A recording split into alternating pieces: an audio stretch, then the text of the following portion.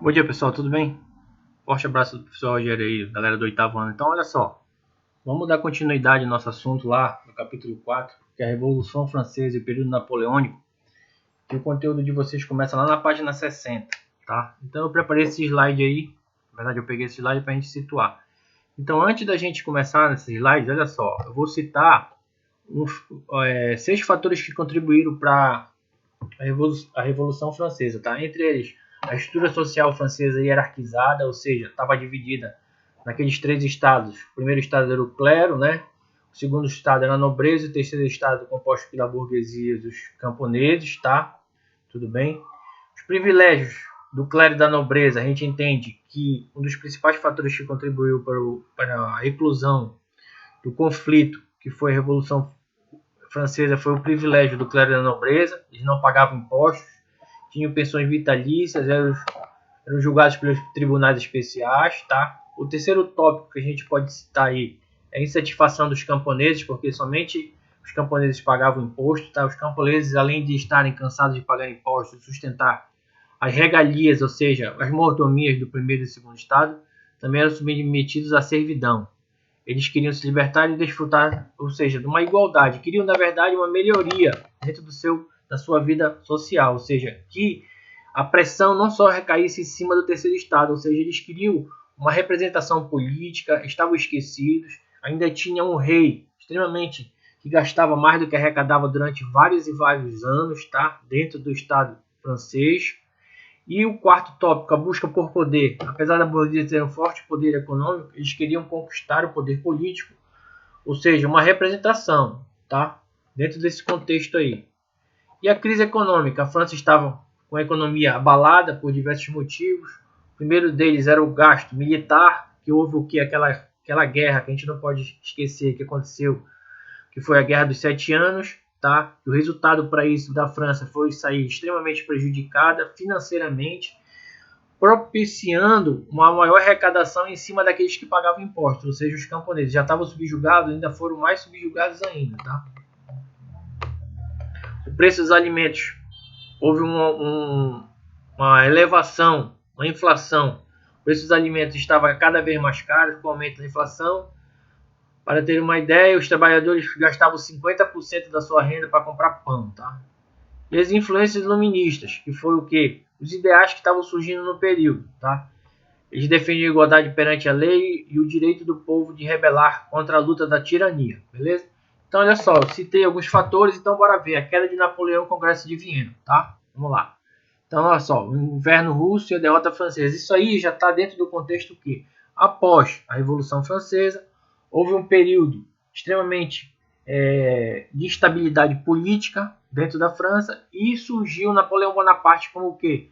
Um comandante militar que de mão pesada que dominou, fez um golpe, tá? E se ascendeu ao poder e durante vários e vários anos fez um avanço do território francês, tá? Dominou vários territórios aliados, vários territórios, avançou através do conflito militar e depois uma queda. Então, olha só, em 1810, o abandono do bloqueio continental pela Rússia, país agrícola. Em 1812, Napoleão decidiu invadir a Rússia como punição pelo abandono, já vou falar isso aí.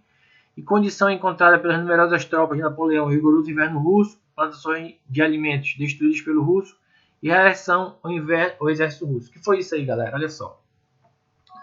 Esse bloqueio continental, o que aconteceu? Esse bloqueio continental foi o seguinte. Napoleão Bonaparte queria prejudicar a Inglaterra. A Inglaterra foi, na verdade, uma pedra no sapato de Napoleão. Napoleão Bonaparte foi um cara extremamente militar, tá?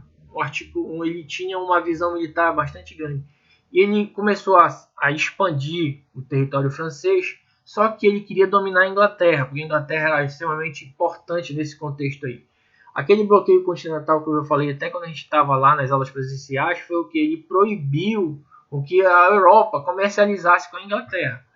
E ele se virou contra a Rússia porque a Rússia não obedeceu o bloqueio continental e lá ele começou a perder a guerra, ou seja, ele avançou em cima do território russo, do estado russo, e a Rússia é o segundo país em território bastante grande, e ele perdeu a guerra na Rússia lá. E um dos fatores que está associado é o rigoroso inverno russo Eles fizeram uma política de terra arrasada e os russos recuaram do interior do território e deixaram eles sem alimento, tá? Foram queimando e destruindo as plantações. Napoleão vai para o exílio após a queda de Napoleão. A tentativa de negociação com Moscou para o César é fracassada a retirada dramática das tropas francesas do território russo, ou seja, ele perdeu a guerra contra a Rússia e estava retirando suas tropas. Apenas 10% das tropas de Napoleão sobreviveram, ou seja, 40 a 50 mil soldados. Essa derrota marcou o início do fim do período napoleônico, estimulou outros países como a Inglaterra, a Áustria e a Prússia a se unirem à Rússia para derrotar Napoleão. Quando Napoleão perdeu a batalha para a Rússia, houve uma coalizão de outros países, tá? Principalmente a Inglaterra, a Áustria e a Prússia se voltaram contra ele e já estavam enfraquecidos com a derrota para a Rússia. Eles avançaram em cima do território francês. Em 1814, a invasão de Paris, renúncia e exílio de Napoleão na ilha de Elba. Ou seja, em 1814, o resto do que poderemos falar assim do exército de Napoleão caiu. E ele foi preso e exilado, ou seja, pegaram ele e levaram ele para uma ilha chamada Elba, no mar Mediterrâneo. Restauração do trono francês para Luís XVIII, irmão do rei absolutista que fora guilhotinado na Revolução Francesa. Tu vai ver o seguinte, que após a queda de Napoleão Bonaparte, o governo volta para o irmão daquele Luís XVI que foi decapitado. Ou seja, houve um retrocesso, de novo um governo absolutista, tá? O governo de 100 dias, que foi o quê? Depois que ele foi exilado lá, ele foi colocado assim, ele foi esquecido numa ilha, ele retornou para tentar recuperar o seu poder, mas não conseguiu. Ele foi novamente derrotado. Esse governo dos 100 dias aqui foi fugindo do exílio, ou seja, ele saiu do exílio, Napoleão volta à França e retoma o poder, mas seu governo dura apenas 100 dias. Ele foi de novo derrotado. Os países contrários a Napoleão voltam a se unir para derrotar Napoleão, que finalmente ocorre na famosa Batalha de Waterloo. Foi a última batalha que Napoleão conseguiu disputar e saiu perdedor, tá? Napoleão é exilado na ilha de Santa Helena, outra ilha, e Luís XVIII é conduzido ao trono da França, tá? Ou seja, o que aconteceu? Ele deu um jeito lá, manipulou, retornou à França, conseguiu unir um pequeno número de aliados, de soldados leais a ele, voltou à França, conseguiu dominar por um período, mas uma coalizão de países vizinhos que ele tinha derrotado, entre eles a Inglaterra também ajudou nessa situação, foi lá e derrotou, ele dizimou o restante dos soldados que estavam aliados de Napoleão e conseguiu exilar de novo ele numa ilha mais afastada, uma ilha chamada Santa Helena. E Luís XVIII volta de novo ao governo francês, tá? Congresso de Viena. Governantes dos países que venceram Napoleão se reuniram no Congresso de Viena, na Áustria, para restabelecer a divisão política da Europa, decidindo sobre as fronteiras territoriais dos países europeus. Principais participantes: Áustria, Rússia, Prússia, Inglaterra e França. Galera, é o seguinte, esses caras que estavam no poder não queriam perder seu poder, ou seja, eles viram Napoleão avançar.